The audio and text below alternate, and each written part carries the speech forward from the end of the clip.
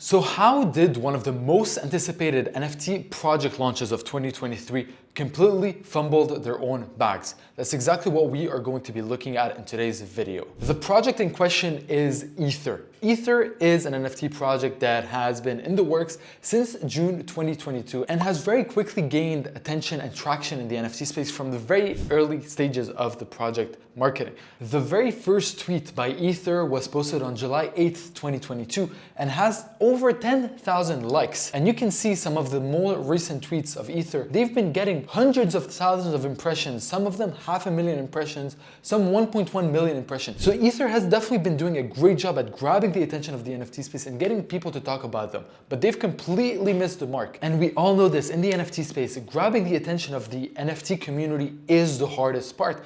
And Ether had that control. They had control over the attention of the NFT space, but they completely fumbled their bag. And this is incredibly worrying for me, ladies and gentlemen, as someone who works in the NFT space, as someone who believes that an industry is only as good as the sum of all the different brands and different projects that constitute this industry. Ether had the opportunity to come in and position itself as a new notable player in this space, but unfortunately they missed the mark. Although they had all the big influencers talking about them, we had Whale, Swoosh, write complete Twitter threads dedicated to Ether. We had Ether being name dropped between some of the biggest names in the NFT space, including Azuki, including Memeland, including DGods.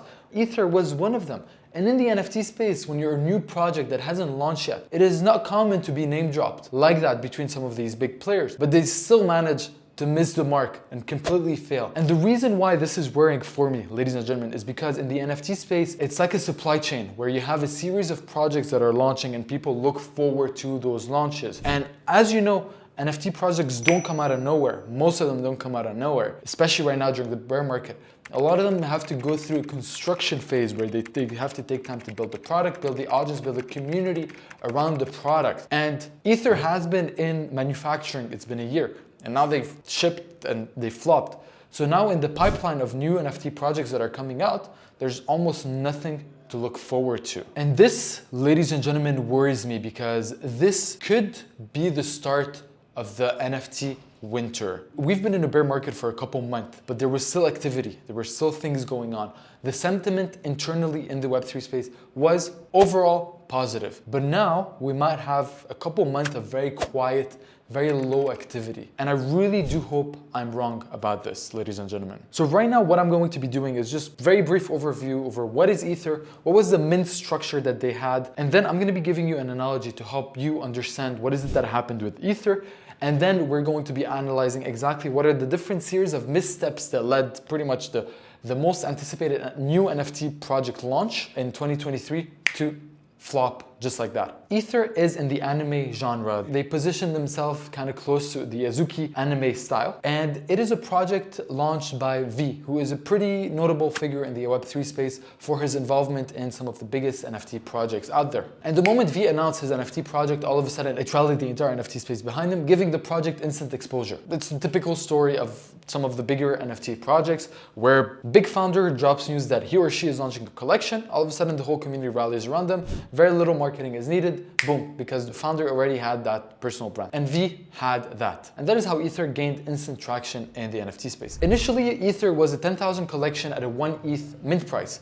And one of the first cracks we started seeing in the project is when 1 month before the mint, they came out and announced that, hey, in consideration of the new market realities, we're going to be modifying our mint price. So the new public mint price is going to be 0.65 Ethereum and the new whitelist price is going to be 0.35 Ethereum, or it's going to be a free mint if you agree to lock your NFT for 10 weeks. So it's either a free mint for whitelisted people where the NFT is locked for 10 weeks, or it's a 0.35 mint. And most people who have been in this space for over a couple months now understand that when a project announces a change in price, that probably comes from a place of weakness. That probably means that there is a behind the scenes internally. The team is looking at the chessboard and they're like, okay, we might be in a precarious situation and we might have to do this. So that was the first red flag. Anyways, Ether still launches, and after only 2,000 NFTs minted, and all of a sudden the secondary floor price nearing the public mint price of 0.65, we even saw that dip below public mint price, we have the Ether team come up and make an announcement that in light of community spirit and in light of the market reality, they've decided to reduce supply from 10,000 to 5.5K. And this did not come as a shock to the community, but it did come as a disappointment because, hey man, number one, you reduced the price of the mint a couple weeks leading up to the mint. Number two, 2 days after the mint is live, you reduce the supply. So in reality, you did not need the funds that you said you needed to be able to deploy and launch your roadmap. You didn't need all of that. You just were trying to accumulate as much money as possible. And that was kind of the sentiment of the NFT space, the community, like, oh, so you actually didn't need that $10 million that you were hoping to make off the mint. And from there, Ether has become, how do you say it? It's a laughing stock in the NFT space, been the center of a lot of controversy. And by the way, for all of you who say that the reason why they failed is because they had a mint price that is too high of 0.65, you are completely wrong, ladies and gentlemen. Something we've learned in the NFT space is that people are willing to pay. There's a lot of money, people with a lot of money in the NFT space. Just 2 days before Ether, we had Azuki Elementals mint out at 2 Ethereum at a 10K collection in 15 minutes. So that proves to show how much money there is for good projects.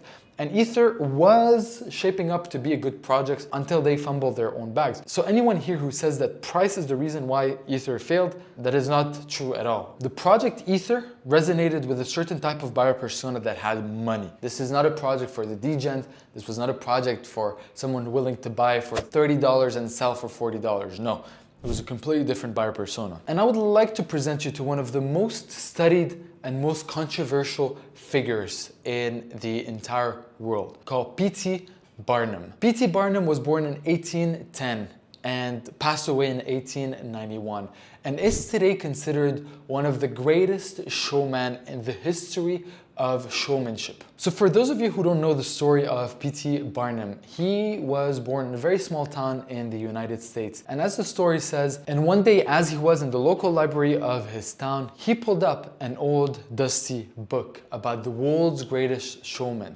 Opened it, he fell in love with the idea that people could move other people's hearts and their worlds through showmen by offering them experiences that were out of this world. And P.T. Barnum decided that one day that he wanted to also become one of the world's greatest showmen. And this led him a couple years after to open up Barnum's American Museum in New York City, where he wanted to present people the world's greatest wonders all under one roof. So Barnum goes out there, takes debt to open up that museum, goes around the world to collect some of the world's most interesting, most rare, and most precious artifacts that he could go and present inside of his museum, and then opens his museum. And to his surprise, no one was interested in the artifacts that he had in his museum. And this is where he tried again by running some newspaper ads, by hiring someone at the entrance of the museum to try to get people's attention and have them to come into the museum. Again, this didn't work. And after a couple weeks of frustration, this is where he started hearing back from his friends and his families, like, hey Barnum, this might not have been the best idea. I think it's time for you to shut down shop, come back to us, and try to repay your debt. And as the story goes, one evening, as P.T. Barnum was walking on his way back home, he finds himself walking alongside an older man. In a moment of vulnerability, P.T. Barnum opens up his heart and tells the old man everything he's been going through, all the challenges he's been facing. And this is where the old man, seeing the passion and the frustration in P.T. Barnum's face, tells him, for you to enchant the world, you must make the ordinary seem extraordinary. And this one sentence right here stuck with P.T. Barnum forever. He went back home and all of a sudden his brain was churning and he had all those ideas that he wanted to try out. He then went to his friends and told them what is it that he had in mind of trying to do. And at first people told him like, hey, don't try doing that. That's a very bad idea. You're gonna get in trouble. But P.T. Barnum still decided to go forward with it. And what he did that day is still something that is spoken about in the history of showmanship. P.T. Barnum hired a bricklayer and tasked that person one very simple job. You're gonna go from the very city center of New York City and you're gonna start laying brick by brick by brick and create a trail. And that trail is going to lead all the way into the Barnum's American Museum. So day in, day out, slowly, a trail started to be formed from the very city center to the museum. Brick by brick by brick, slowly, day by day, a brick trail started to form. At first, it caught the attention and the skepticism of the population, the local citizens of New York City. What is this craziness happening here? But day after day, as the trail started to get longer, all of a sudden, there started to be a crowd of people that were curious and that were interested. Where is this going? Where is this gonna lead us? What is this? Rumors started to spread, and all of a sudden, that trail that was under construction became all the people of New York could speak about. Now, on the day the trail was supposed to be completed, when there was a big crowd of people that were following the bricklayer, this is where the competitors of P.T. Barnum came out and tried to sabotage his efforts by publicly calling him a scam, by publicly calling him a fraud, by saying that whatever he's doing is just nothing but a waste of time. And P.T. Barnum, instead of letting his competitors have the upper word and control the narrative, came up and publicly challenged them, making a show out of the whole thing and even entertaining the people around. So the trail gets completed. All of a sudden, in front of the Barnum's American Museum is a crowd of 1,000 people, many of whom out of curiosity decided to buy that ticket and go into the museum to check it out. And this is how P.T. Barnum was able to turn his empty museum into a place of wonders. He did that by capturing the curiosity and the attention of the entire city of New York. Now fast forward 200 years forward. Ether is marketing their NFT project. They command the attention of the entire NFT space, where anything they do, the entire space is going to be talking about them and is going to be watching them. Yet they still manage to completely flop and fumble their own bags. How did that happen? Ether had the hardest part of launching an NFT project already covered. The hardest part of launching an NFT collection is having the attention of the space. It's having people talking about you. Ether already had that settled. What Ether failed to do was to capture people's curiosity, to capture people's attention, and to make them want to pay attention beyond just the hype and the FOMO that was happening because everyone happened to be talking about them. If you are to look at Ether and analyze Ether, fundamentally, the reason why they failed is because they had a lot of average things going on for them. There were a lot of averages. They had a very average roadmap. If you are to look at their roadmap, it looks very similar to something you would see in 2021, where they say, we're gonna work on building our great community. We're gonna work on IP. Guess what? We're gonna have a luxury clothing brand.